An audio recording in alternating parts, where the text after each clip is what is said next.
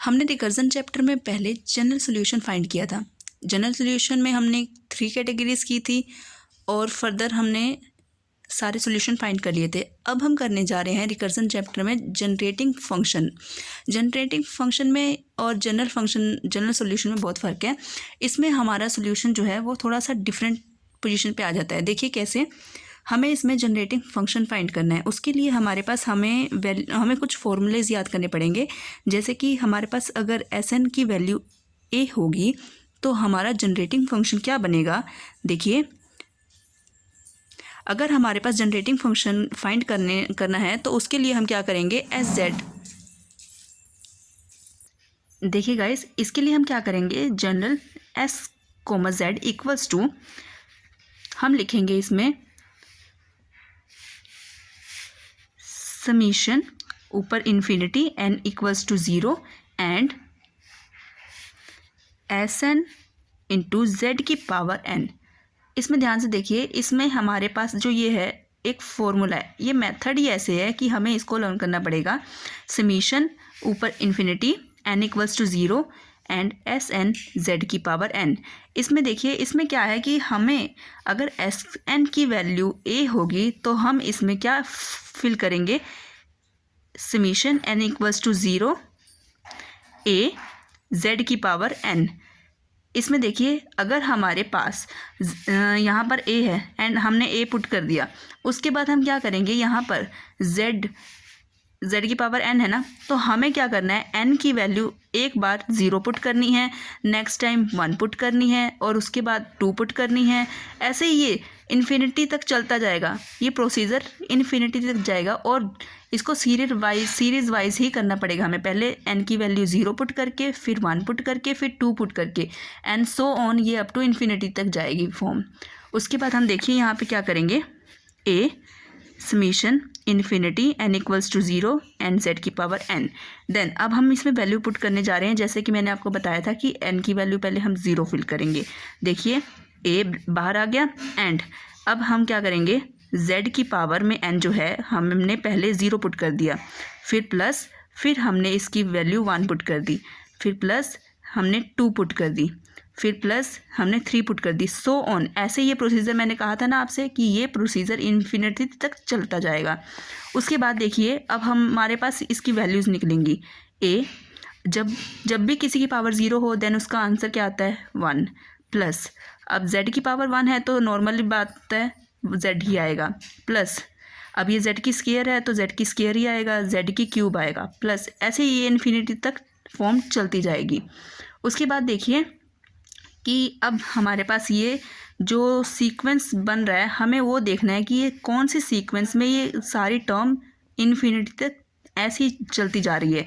पहले देखिए, पहली फॉर्म है 1, फिर z, फिर इसकी z की स्क्वायर, z की 3। इसमें कॉमन क्या है आप देखिए ज़रा, इसमें कॉमन z चलता जा रहा है। हमारे पास इसका फॉर्मूला ये होता है कि a ये तो बाहर ही रहेगी।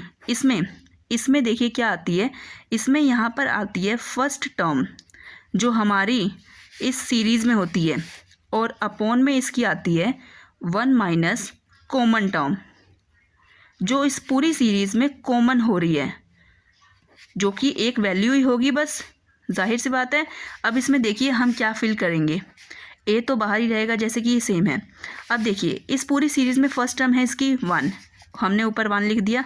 देन अपॉन में देखिए, इसमें सबसे कॉमन क्या आ रहा है, यहाँ पे z है, यहाँ पे z स्क्वायर है, यहाँ पे z क्यूब है। देन इसमें देखिए z कॉमन है तो हम क्या करेंगे, 1 माइनस z। ये इसका लास्ट, यानी कि अगर हमारे पास Sn की वैल्यू a होगी देन इसका आंसर क्या आएगा, a 1/1 माइनस z। ये एक मेथड है और जैसे कि ये एक ऐसा सॉल्यूशन है ना कि फॉर्मूले को ही हमने सॉल्व करके लास्ट हमने निकाला है कि इस टर्म में ये मेथड के अकॉर्डिंग ये फॉर्मूला निकलेगा। जैसे कि आपने 10th स्टैंडर्ड में भी किया होगा ऐसे, a प्लस बी की होल स्क्वायर को हम लोग खोलते थे, उसके बाद हम लोग फॉर्मूले को लिखते थे a plus 2ab plus B square. जाहिर सी बात है, हमें पता है कि a प्लस बी की होल स्क्वायर का फॉर्मूला ये होता है। तो जब हमें ये ज़रूरत होती थी तब हम ये यूज़ करते थे, जब हमें ये ज़रूरत होती थी हम ये यूज़ करते थे। इसी के अकॉर्डिंग जैसे कि ये सेट किया गया है वैसे ही ये भी सेट है। एक तरह से कि एस एन की पावर अगर ए होगी तो हमारे पास इसका जनरल फंक्शन क्या होगा, ए 1/1 माइनस जेड। हमें ये याद करना पड़ेगा। और ये आया कैसे, ये इसलिए आपको ये सॉल्व करके बताया गया है। एंड इसमें देखिए, इसमें एक सीरीज़ बनती है, ये 1 + z प्लस z3, ऐसे ही ये सोन इन्फिनिटी तक चलती जाएगी। इसको हम कहते हैं जीपी सीरीज़। जैसे हमने 10th स्टैंडर्ड में एपी सीरीज़ की थी, उसमें क्या होता है कि सब में एक कॉमन टर्म होती है जिसके डिफरेंस के अकॉर्डिंग ये वैल्यूज़ जाती हैं। लेकिन इसमें क्या है कि इसमें कॉमन ऐसे ही z + z² प्लस z³ आगे अगर हम करते तो z4 z+5 ऐसे जाती, तो इसको क्या कहते हैं, जीपी सीरीज़। देखिए हमने फर्स्ट क्या किया था, एस एन की वैल्यू अगर ए होगी तो हमारे पास इसका जनरल फंक्शन फाइंड करने पे लास्ट टर्म ये आई। एंड नेक्स्ट में हम देखेंगे नेक्स्ट मेथड कि अगर एस एन की वैल्यू बी एन हो तो क्या आएगा हमारे पास जनरल फंक्शन। देखिए हम लिखेंगे जनरल फंक्शन इक्वल्स टू ऐसे ही summation infinity S N equals to 0 and यहाँ पर आएगा एस एन जेड एन। ठीक है, अब हम एस एन की वैल्यू जो है वो फाइंड कर देंगे इसमें बी एन जेड एन। अब देखिए यहाँ पर बी एन आ गया। अब हमारे पास क्या है, हमारे पास मेथड वही है कि हमने पहले एन की वैल्यू क्या करनी है, 0 फाइंड करनी है, फिर हमने 1 फिल करनी है, फिर हमने 2 फिल करनी है, ऐसे ही इन्फिनिटी तक ये टर्म चलती जाएगी। वैसे ही हम इसमें भी करेंगे। देखिए यहाँ पर हमने लिखा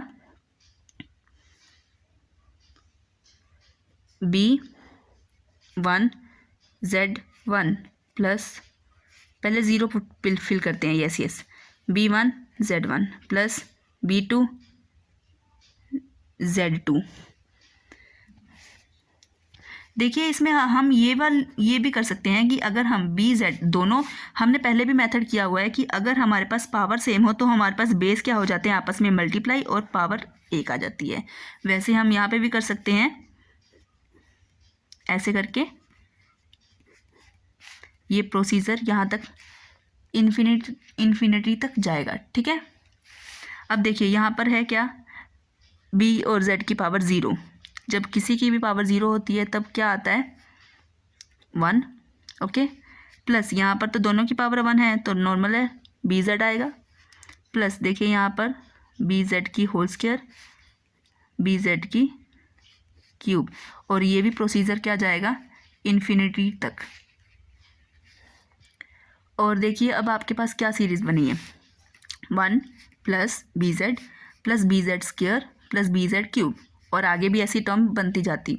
तो ये भी एक जीपी सीरीज़ बन गई। और देखिए अब क्या आएगा, इसमें से हम पहले क्या लिखते हैं, जो हमारे पास इसमें फर्स्ट टर्म होती है, फर्स्ट टर्म क्या है इसमें 1, हमने लिखा 1 अपॉन में 1 माइनस। अब देखिए इसमें कॉमन क्या है आपके पास, 1 plus B Z square plus B Z cube, इसमें कॉमन आ रहा है बी जेड हमने यहाँ पे लिख दिया, और ये बन गया हमारा जनरेटिंग फंक्शन। किसका, जब हमारे पास एस एन की वैल्यू बी पावर में एन होगी तब हमारा जनरेटिंग फंक्शन क्या आएगा, 1/1 माइनस बी जेड। इसी के अकॉर्डिंग जैसे हमने फर्स्ट वाला सॉल्व किया था, एस एन की वैल्यू अगर ए होगी तो हमारा जनरेटिंग फंक्शन आएगा ए ब्रैकेट 1/1 माइनस जेड। उसी तरह जब हमारे पास एस एन की वैल्यू बी एन होगी तो हमारा generating function 1/1 minus B Z आएगा। ये हमारे हो गए 2 मेथड, और इसी के अकॉर्डिंग 2 मेथड और है जो हमें अभी सॉल्व करने हैं। ये देखिए अब हमारे पास क्या है, एस एन की वैल्यू हमारे पास सी बी एन है, और हमारे पास जनरेटिंग फंक्शन फाइंड करना है, तो हम फिर लिखेंगे G S comma Z equals to summation infinity N equals to 0 and S N Z N. हम फिर से हम क्या करेंगे, एस एन की जो वैल्यू हमारे पास सी बी एन वो हम पुट कर देंगे इसमें,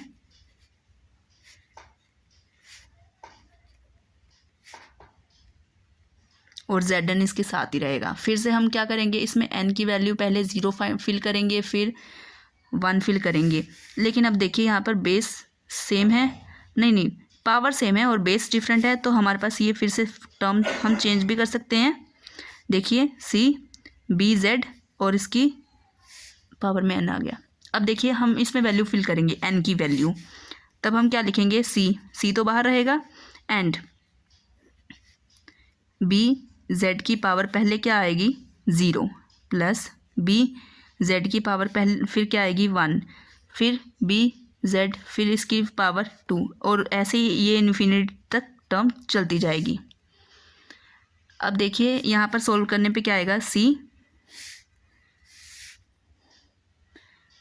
अब देखिए यहाँ पर इसकी पावर 0 है तो ये 1 आ गया, प्लस इसकी पावर 1 है तो ये सेम आ गई।